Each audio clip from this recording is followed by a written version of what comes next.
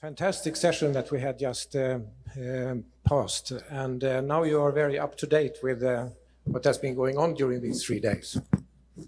So, very welcome to this meeting's final part, the closing session. It aims to bring reflections to what has been going on during these 3 days, and also from the panel's own perspectives as well.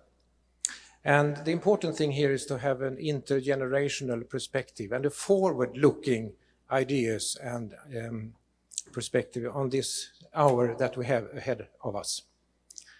So we have quite a compelling agenda that we set out.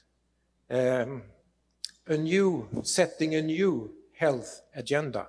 That is quite compelling. And do you think that we have moved now ahead? Probably, I think so, I hope so. And in what way? And in what way do we have to continue this agenda? Because this meeting have now set this agenda.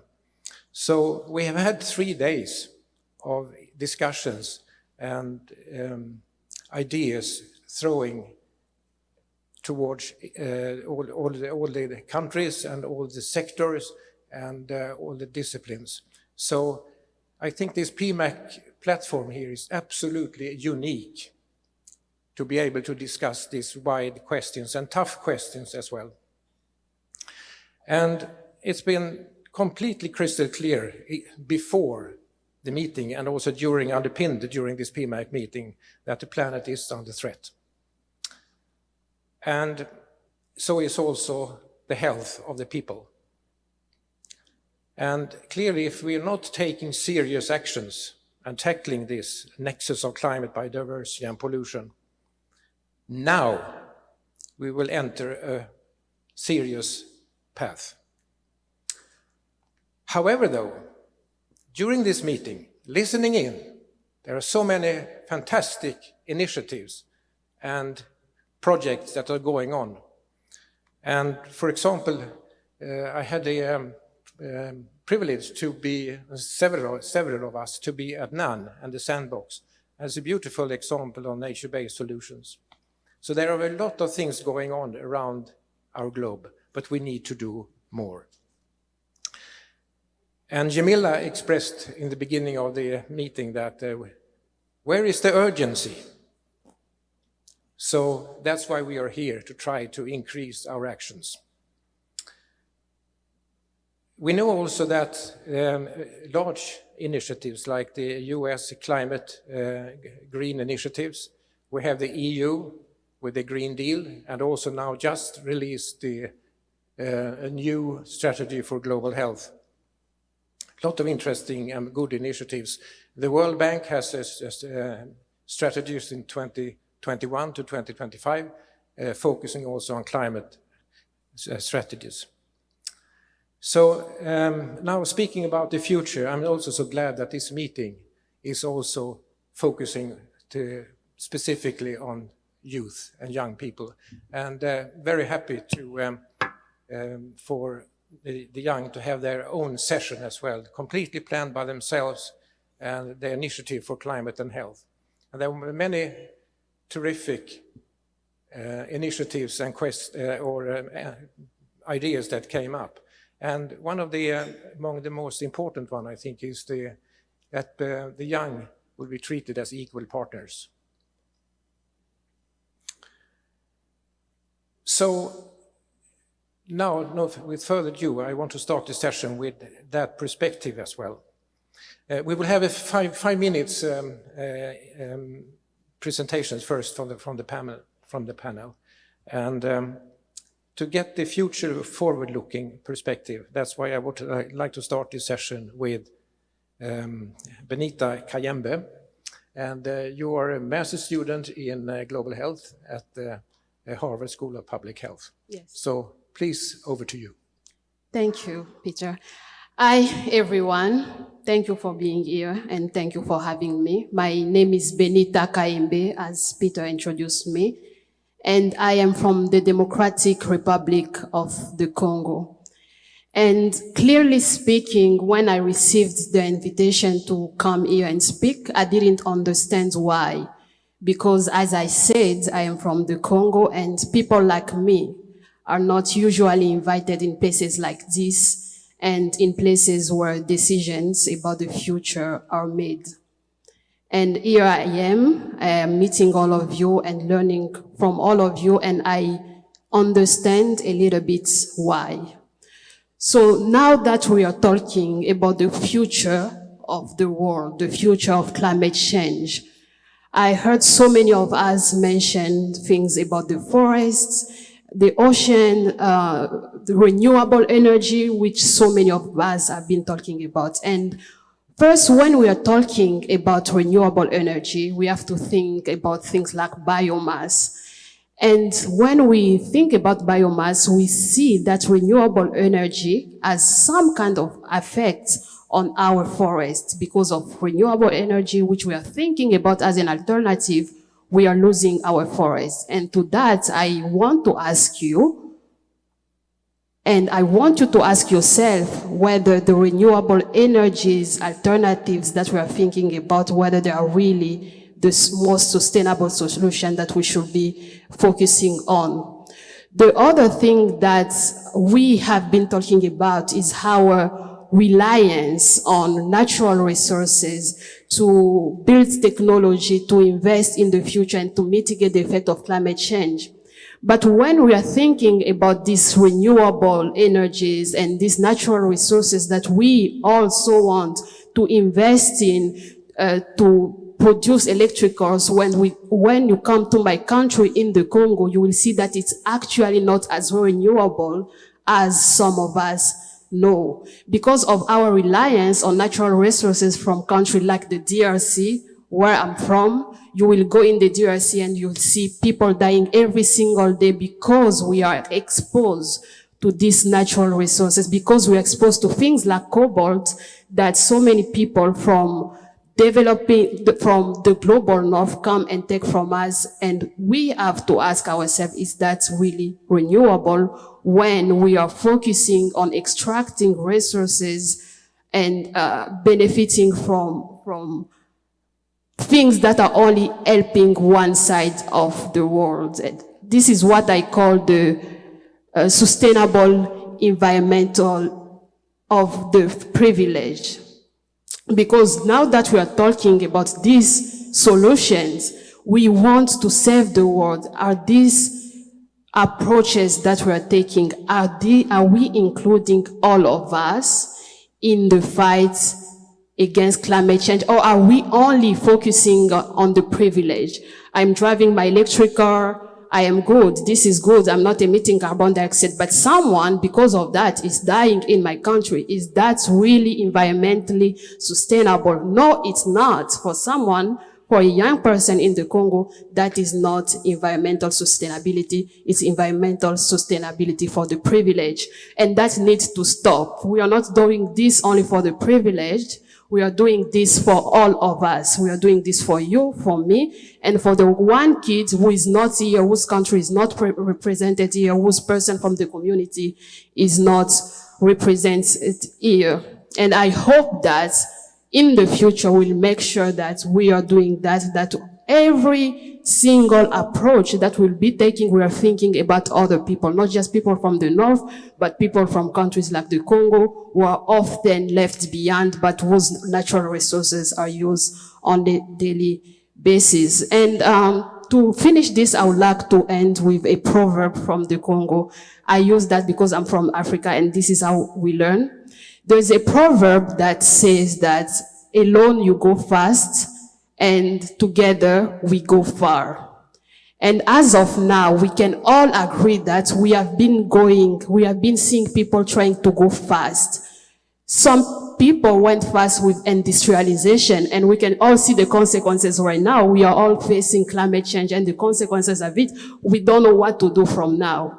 We've seen some people trying to go fast and alone. That's why we go in certain communities and we try to extract from them. We try to use them for the natural resources. We have seen people trying to go fast. That's why we had colonization, and we can see the outcomes of that now, where we actually don't know what's happening. Inequality is increasing. poor communities are the most dying for climate change, even though they are not the one who created this, and that is not fair. What I want from us coming out of here, as that proverb said, is to go together and far. And by together, I mean, I think PMAC was a good example. As I said, I'm from the Congo and I'm here. Together means inviting someone from the Congo and learning from their experiences, because the only way you can be able to solve the issues that my country is facing is by having my perspectives. Together means that when you go back to your offices, when you go back doing your work, you are making sure that you are hiring local community members, that you are working with people that you are meant to serve. And by going together and far, it's also, there's so many of us, I've been meeting all of you who lead global health solution. And if you are hired to lead a global health response in a country that can be the Congo or any other country, I don't know, Syria or any other, and you look at your team and you see that there's no representation, there's no local representation, the best thing for you to do to make sure that your approach and your action are more sustainable is to hire them. So I'm asking you to start including local communities because we have to act. And the last point I would like to add is about our forest and our ocean and our biodiversity, and this idea that we learn and we talk about, the idea of One Health. We all know that we need our forests to survive. There is not going to be any sustainable fight against climate change if we don't protect our forests, if we don't protect our biodiversity, if we don't protect each other, because we are in this together. We need our forests to live and we need our forests to survive. We need the biodiversity, we need you need me, we need all the communities, even those who are not represented here, to be included. And so I want to ask you, we all took notes here. We also, so many PowerPoints were made here. So when you are going out from here, please take a look at your notes. Take the power from all the PowerPoints that you heard here and go and act and work collaboratively with us, with the people you met here, with the local communities, because we need to do this together to be able to go far. And thank you.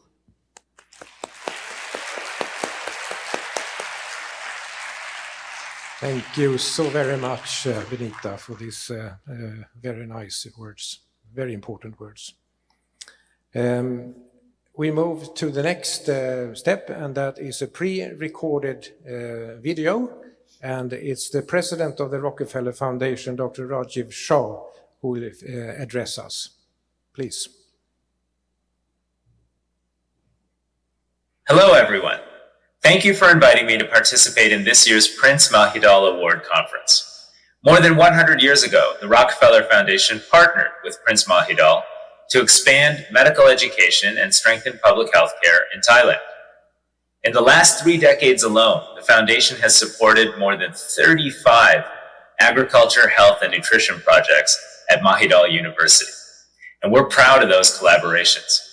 Today, our partnership is more important than ever because it can help us address 3 interconnected global crises: climate change, biodiversity loss, and pollution.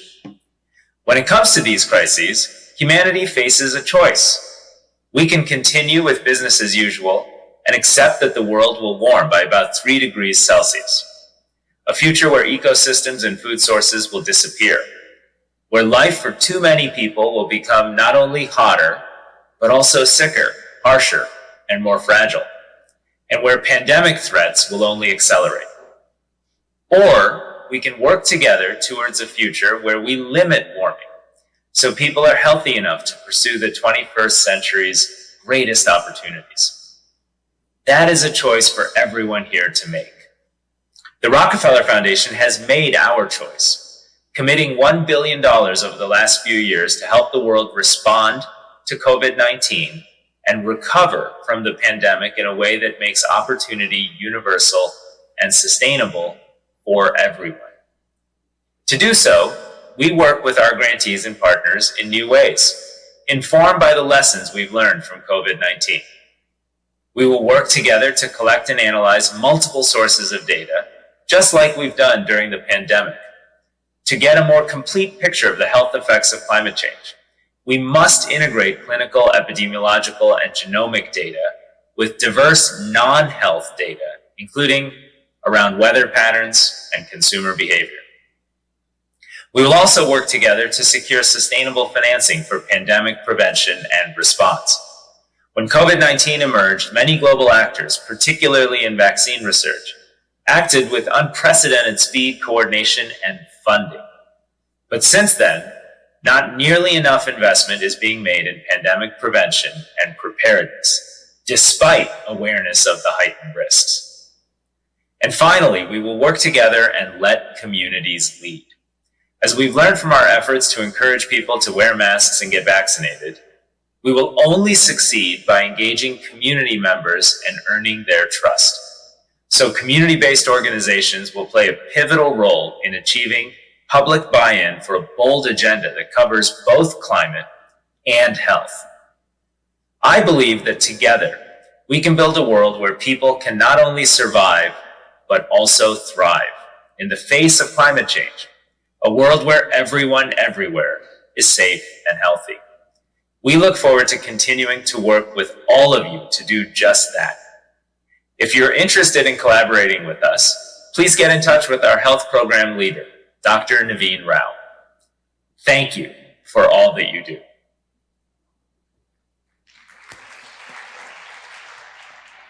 We will continue with more information from the Rockefeller Foundation. And now give the floor to Naveen Rao here on the stage, who is the Senior Vice President at the Rockefeller Foundation. And we'll learn more about your strategies within climate. So over to you. Thank you, Peter. Namaste. I want to add my thank you to the organizers for PMAC. Add my thanks to what Raj Shah said. And also would like to congratulate the PMAC. If the agenda was to set a new health agenda, I think to a large extent we are moving in the right direction. The themes that are coming up here that all of you have heard, and I want to, at the risk of repeating, is about partnerships.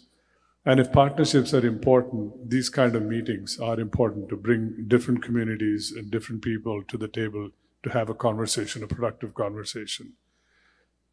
We are really glad to be part of it. And I must say personally, after 2 years, an in-person meeting has been refreshing. I don't know about you, but I have enjoyed meeting people, running into people, having conversations that were unplanned, that only unstructured in-person meeting like this could happen. So I hope we're able to continue these meetings going forward.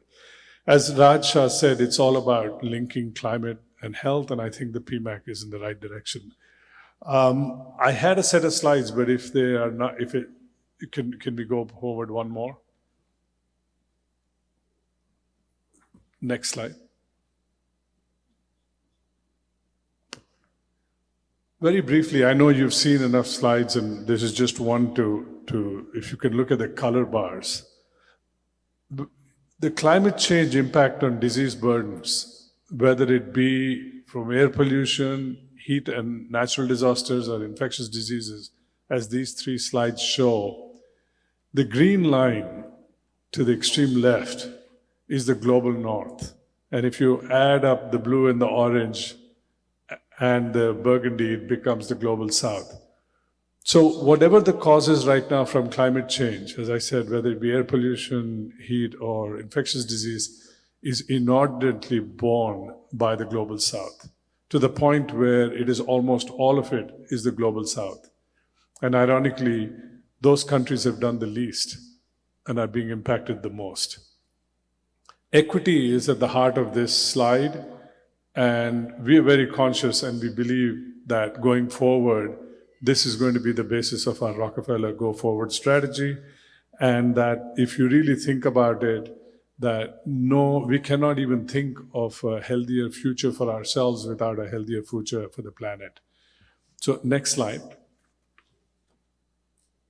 When we talk about the linking of climate and health, it seems quite obvious, and it almost seems like we should not be even talking about it because the platform is burning. But even if you look at COP27 that happened last year, late last year, there was no health track. Health was at the bottom of the priority list, and there was a lot of talk about climate change, but it was amazing that there was no health track. So a group of advocates have got together, including Rockefeller Foundation, and we're glad to hear that COP28 this year will have a health track. And so there is movement. The fact that we're able to link and collectively get together the health and climate change, and it's starting to happen at all levels, including at COP28.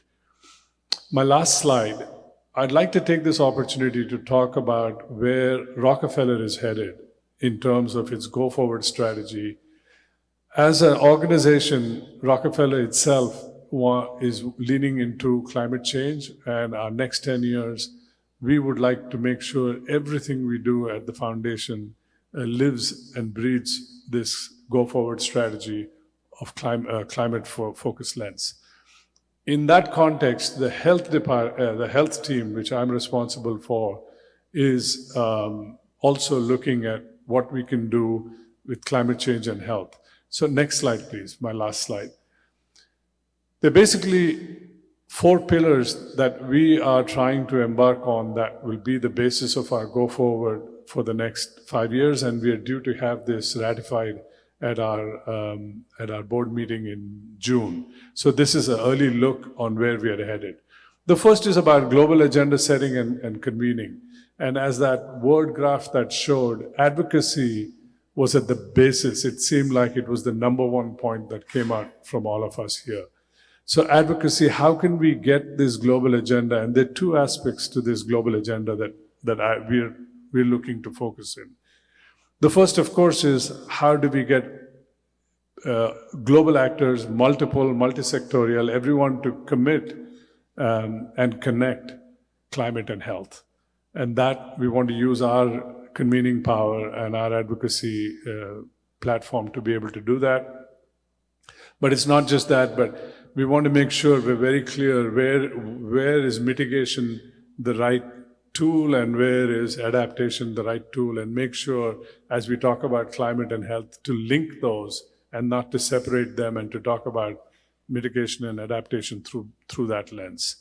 The second is country and community representation and building trust. So as we heard today, we need to go together.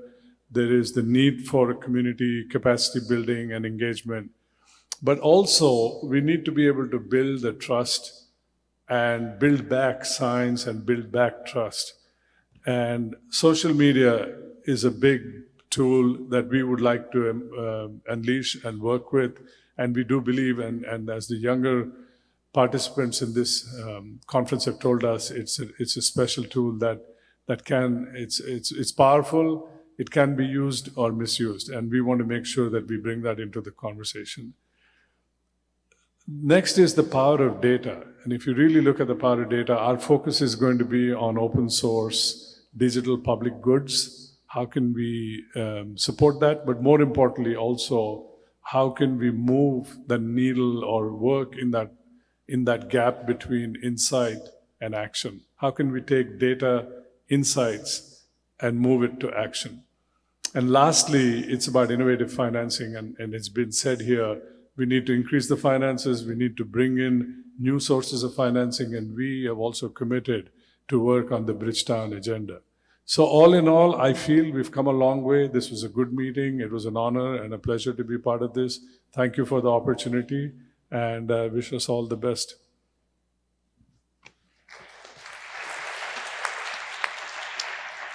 Thank you very much indeed, Naveen. We continue with Professor Fran Baum from University of Adelaide and People's Health Movement.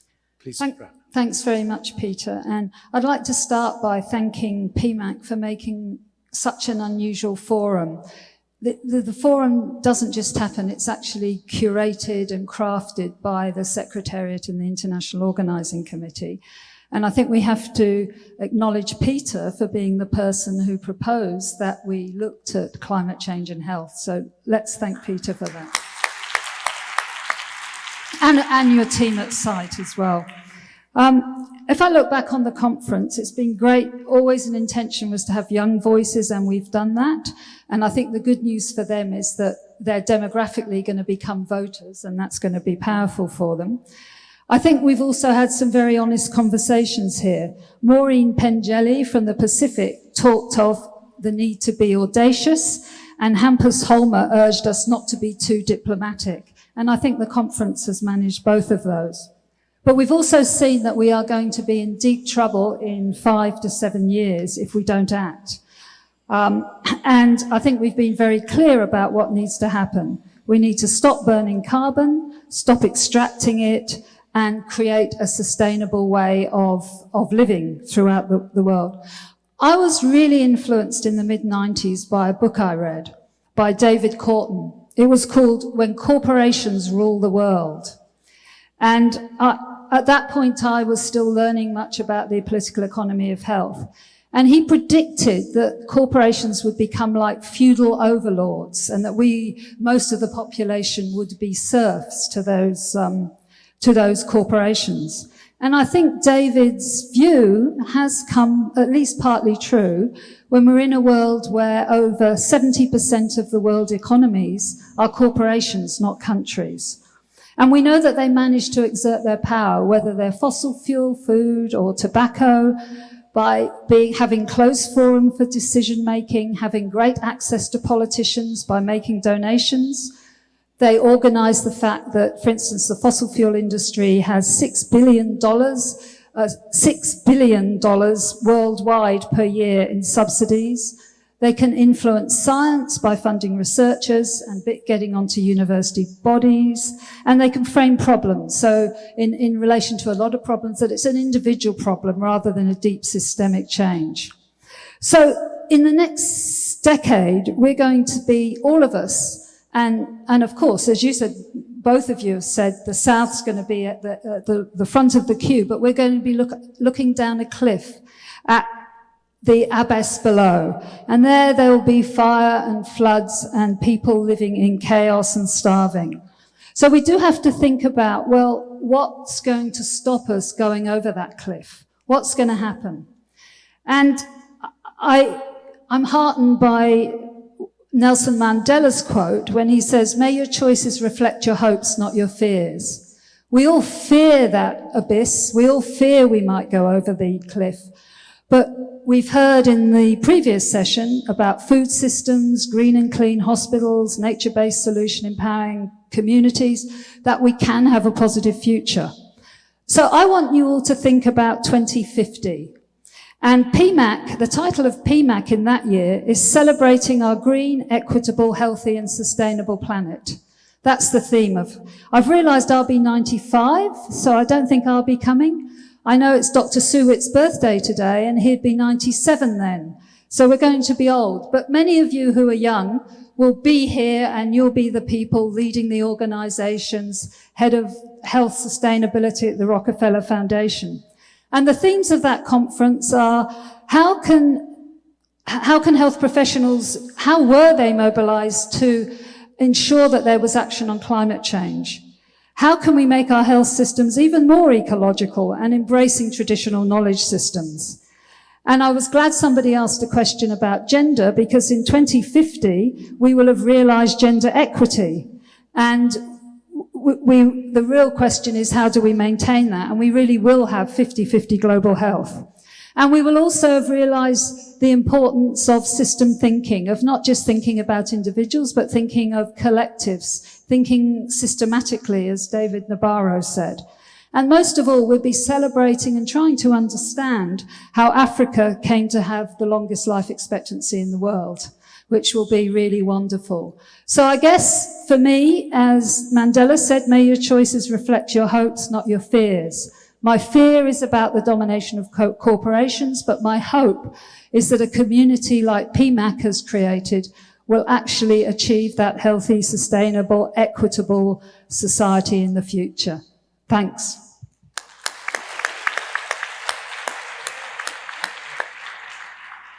Thank you very much indeed, Fran, for these very important and also strong words. We will continue with the final round now with presentation here with Dr. Chi Yo Ling from the Third World Network in Kuala Lumpur. And welcome here. And you are a lawyer, in the international lawyer. So please.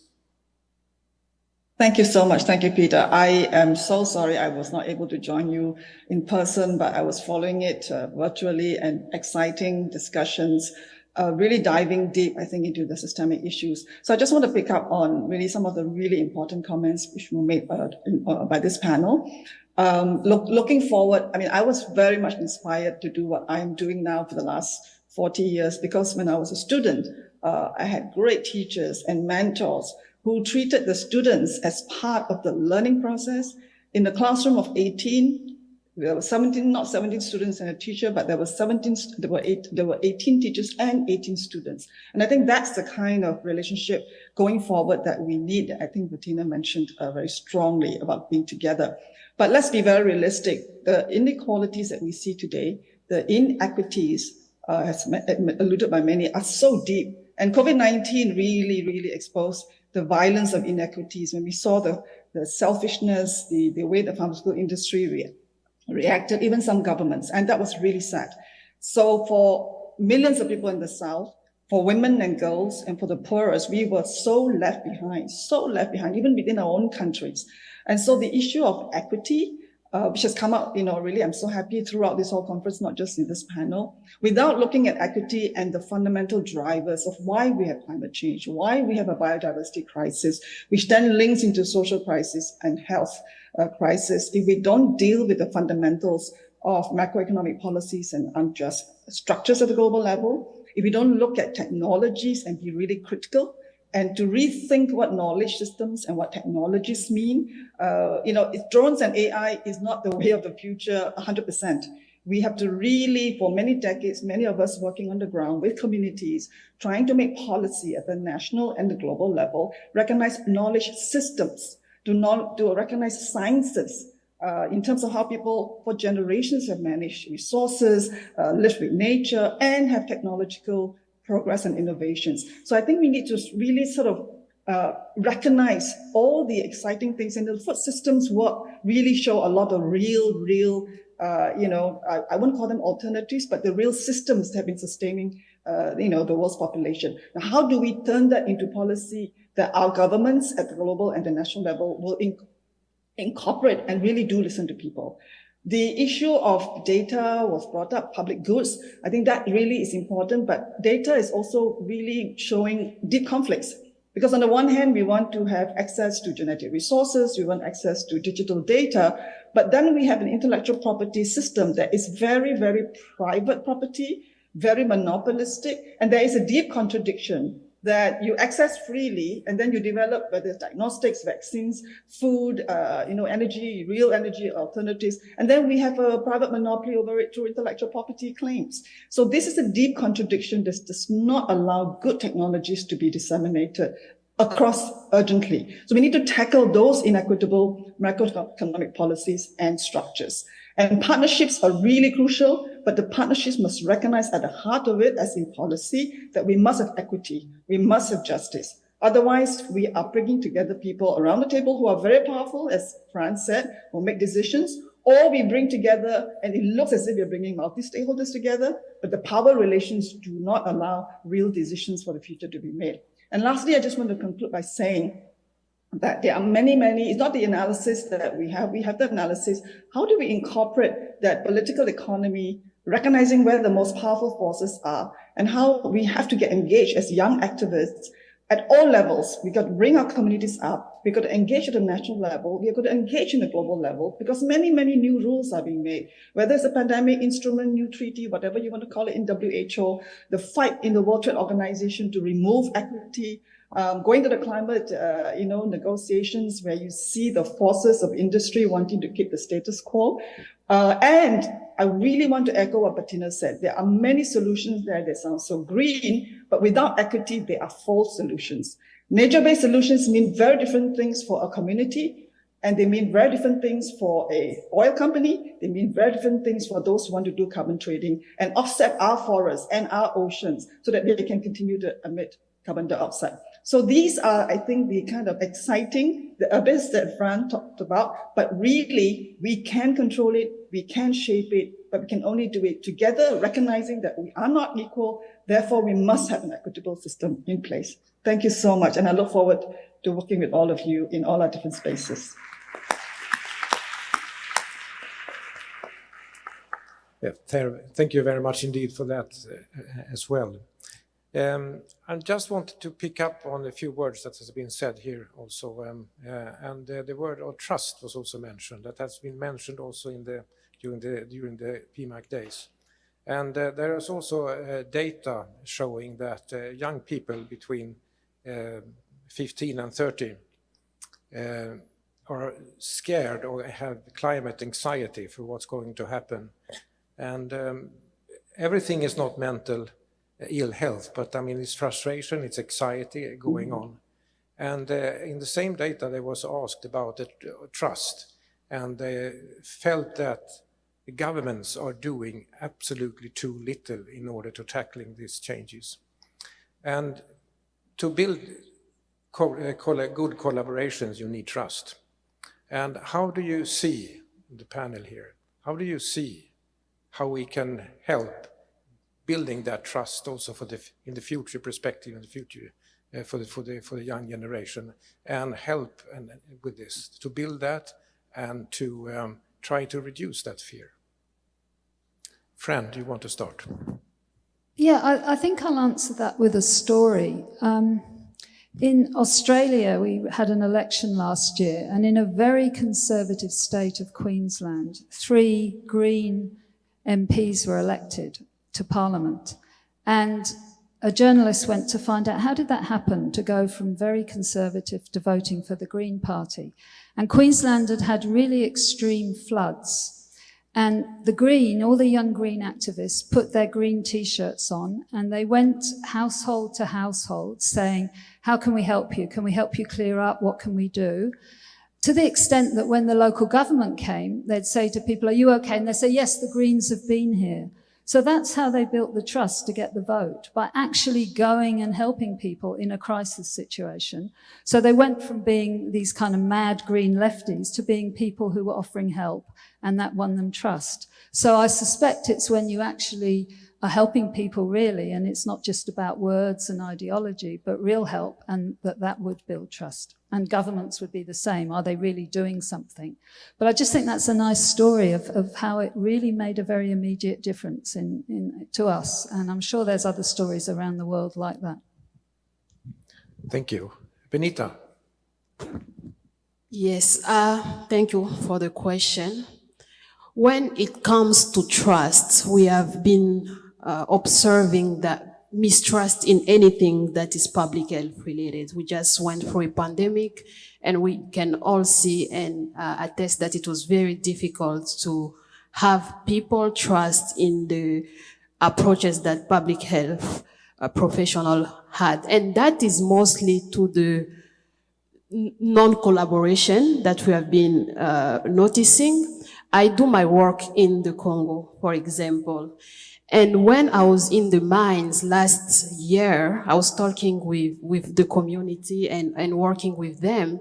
And one person said that, okay, if I need a bike, in my own understanding, I need a bike to solve the issues that I'm facing, and you bring me a car. First, how am I going to know that you are bringing me the car to solve the situation that I'm trying to solve? I'm not going to know. And how am I going to know how to use that car to solve the issue that I'm facing? So there is a disconnect between people who are facing the challenges like poor communities, marginal communities, and there are other people, the 1% maybe, who are using the language that the other people are not understanding. So we have people with the resources, and then we have other people who are facing these issues that we all want to solve. And as so many of us says, the things that we have to come and do now is coming together and starting to use the same language. I was just joking with a friend right now that, with quantitative research, for example, and when I go to the DRC, I am not going to go and communicate with the community I'm working with and tell them about the ratio of this and the ratio of that. That is not the language that they understand. I need to speak what they understand, and I need also to understand the language so that at the end of the day, we can understand each other and see and build on the values and build the ideas that they are proposing because they know what they want best. It's by listening to other people, it's by listening to affected communities that we can start rebuilding the trust that we have lost between each other. Yeah, thank you. Naveen? There's nothing much to add. I think both the speakers before me have eloquently laid it out. To me, trust is a bit like reputation. It takes a lifetime to build, but an instant to break.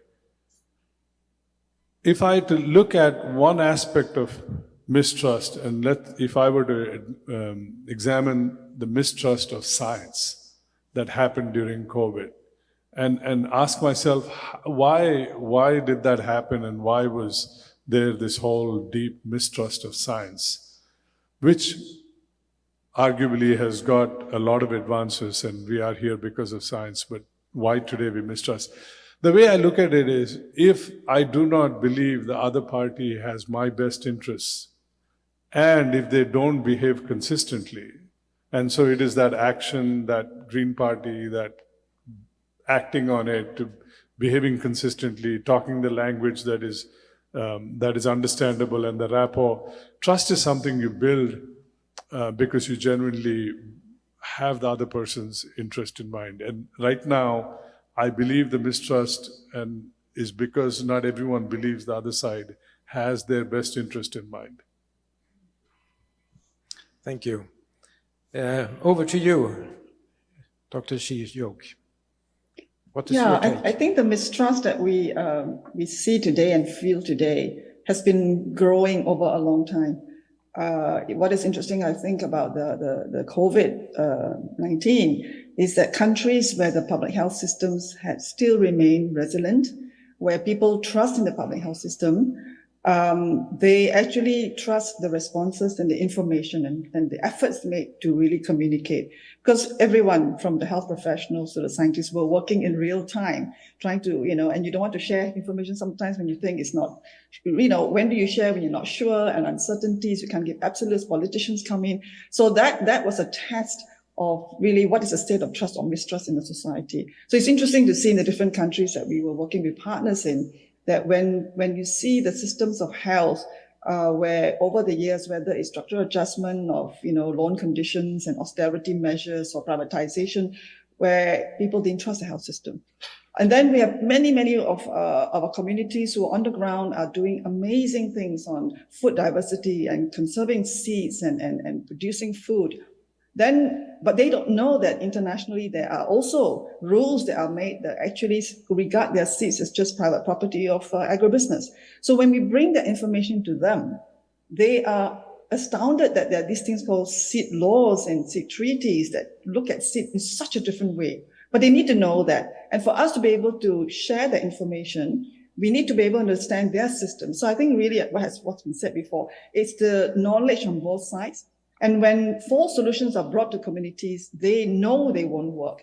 But if there's no way, and this is where the whole participation, the right to be heard, in a way that's not just pro forma and ritualistic, but serious dialogue and participation within the country from the local level, and that applies to intergovernmental relations in global policy making. I think we need to work at all those levels, because trust is not lost completely, but it's really hard to keep building and keep sustaining it. As Naveen said, it's easy to lose it. It's very hard to build it. But I think we do have enough optimism, energy, and the tools will come together in this generation and for the future. So I'm very optimistic. I always do feel we can do it if we put our minds to it. Thank you. Sounds wonderful. You have to be optimistic, absolutely. But the trust is an important issue because it doesn't include only climate. There's so many other things in the institutions and everything that we have to trust. So we know that we are having tools and we have innovations and we are searching for new ones all the time. But it's also obvious that the existing science and the existing tools that we actually have at hand should be used more. So I would like to see what actions specifically do you want to use to making progress and actually live up to this setting a new health agenda. So shall we go around again, Fran? Gosh, That's a tough one. that is a tough one, but I believe strongly in the power of government and regulation. And I think that we need governments that start regulating and governing for human health, not to support the economy. You know, it's become a cliche to say, I don't want to live in an economy, I want to live in a community and society. But I think the sort of last 30 years of neoliberalism have meant that governments have had their hands tied behind their back. As we've privatized public goods, the amount of wealth that's moved into the private sector over the last years is massive. So I think the collectivity of a democratic governance that says we have to transition, we have to control fossil fuels, and is brave enough and has the mandate to do that is what I'd want to see happen. So really seeing governments take that action. What do you think, Benita? Hi. What do you take back? I think to start, one of the things I liked about this conference is seeing people from so many disciplines and all believing that each discipline is needed. You know, politics is as important as economics, is as important as sociology, is as important as indigenous knowledge. And qualitative research is as important as quantitative research as well.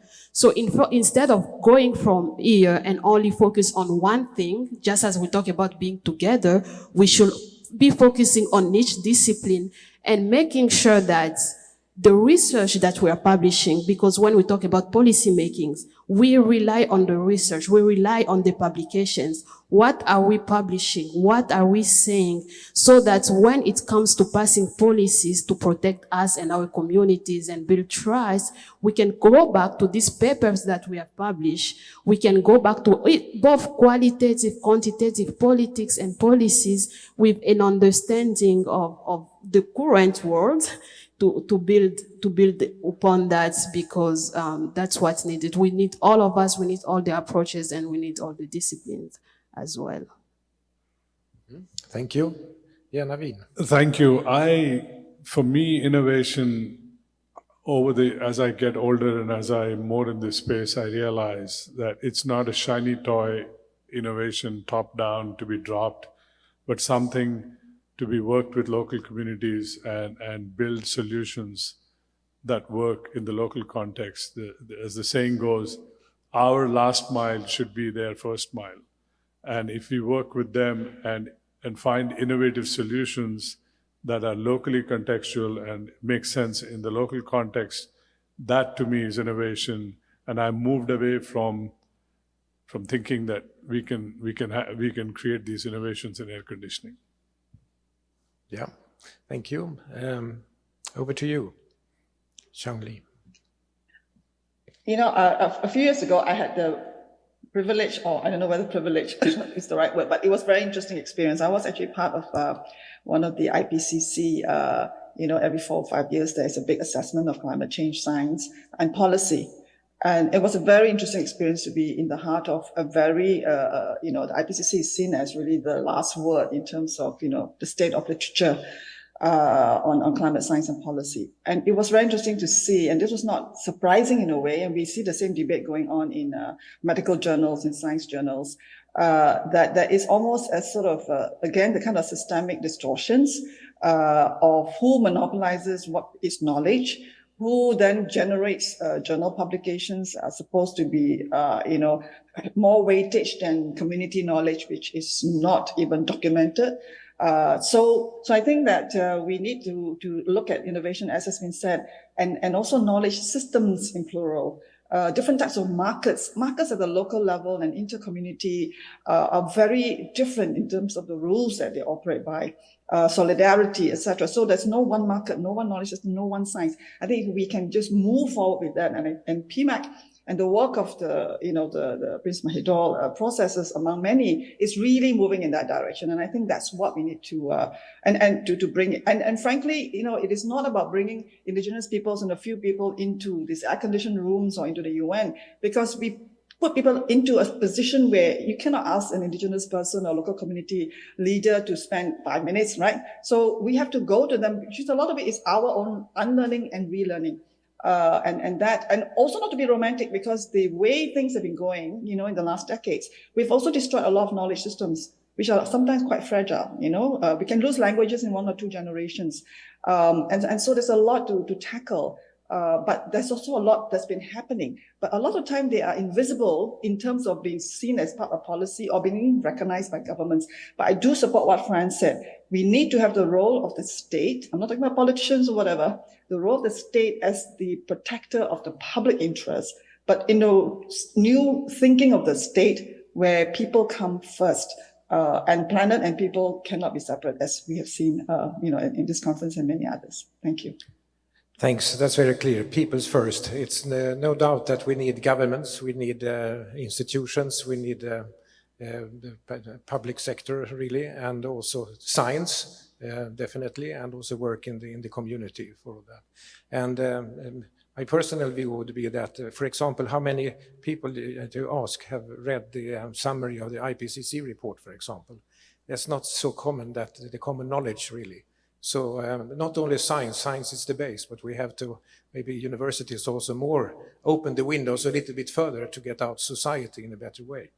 Just a final round, picking up also from you, Benita, regarding metals and mining and stuff.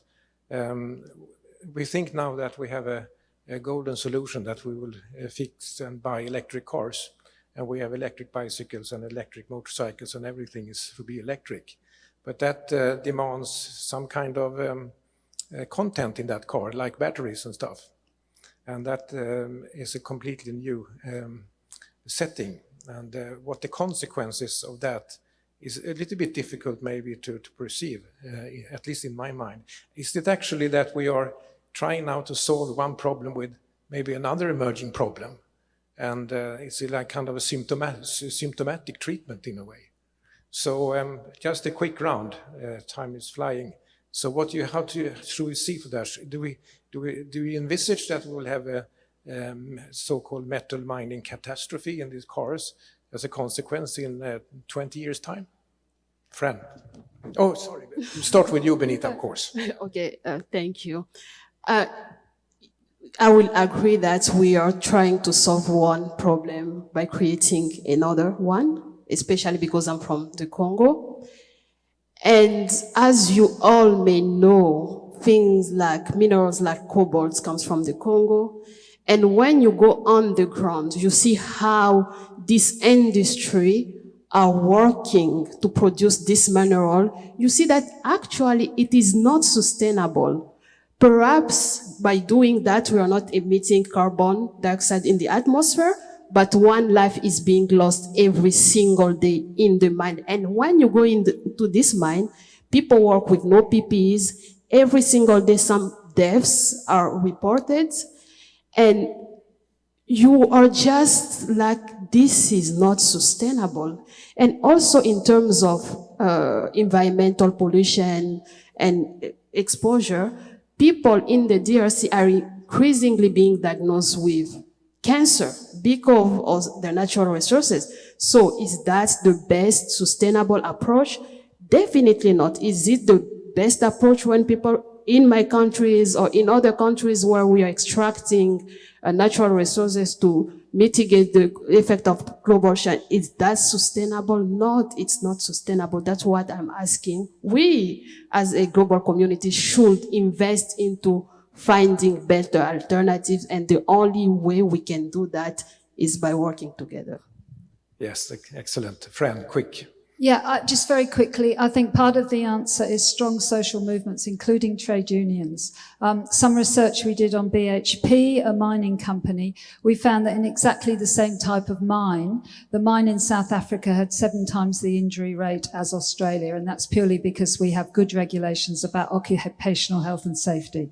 So it seems to me that we need social movements that point out the problem and look for solutions so that things can happen. Whereas in the Congo, there's absolutely very little regard paid to workers' rights or listening to people or understanding the impacts it's having, monitoring cancers. So I'd say a bottom-up social movement, including trade unions, that would look at all those risks. And as a community, we just have to work to totally minimize them. Thanks. Naveen. On a lighter note, I remember reading that when the automobile first came on the scene, people were really happy because they thought it's a solution for horse manure that is accumulating on the streets of New York. So they thought cars would be so much cleaner than horses.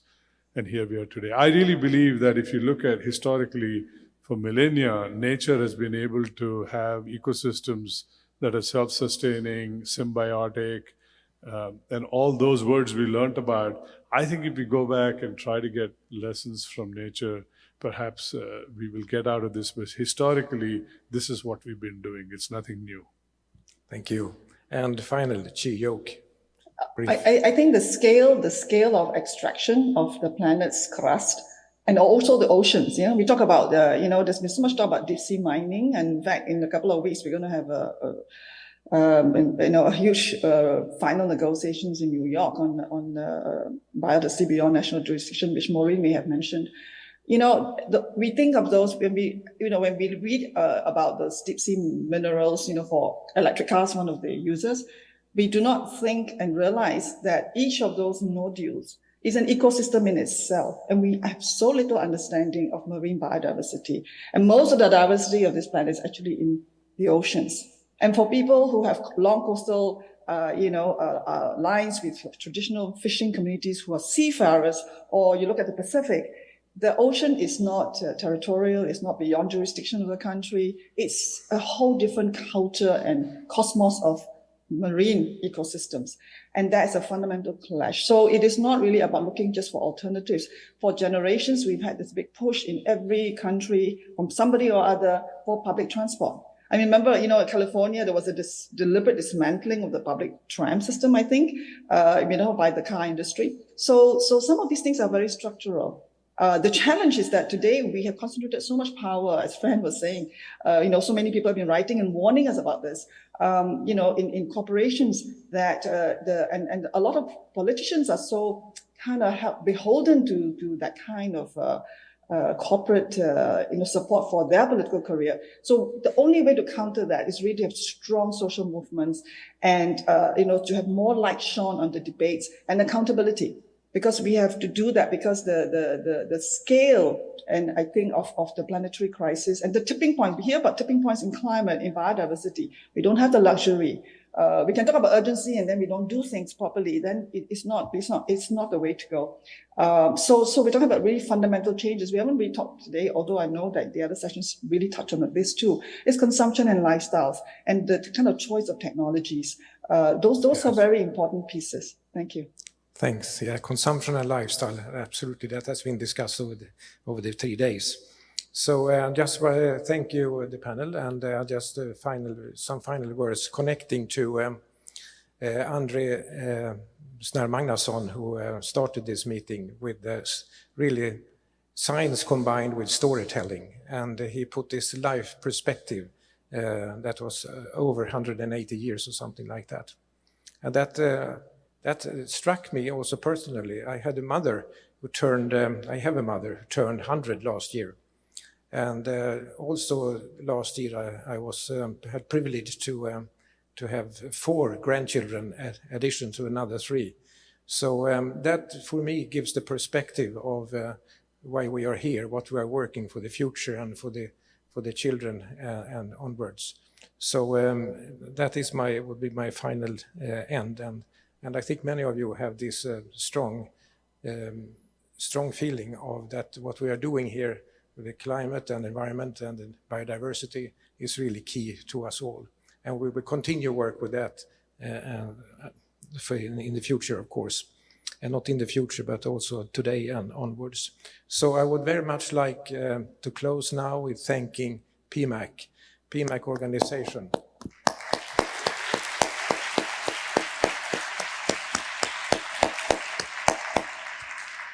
For really putting up a great program, and all the work behind for the PMAC Secretariat and all the people. That's been absolutely fantastic.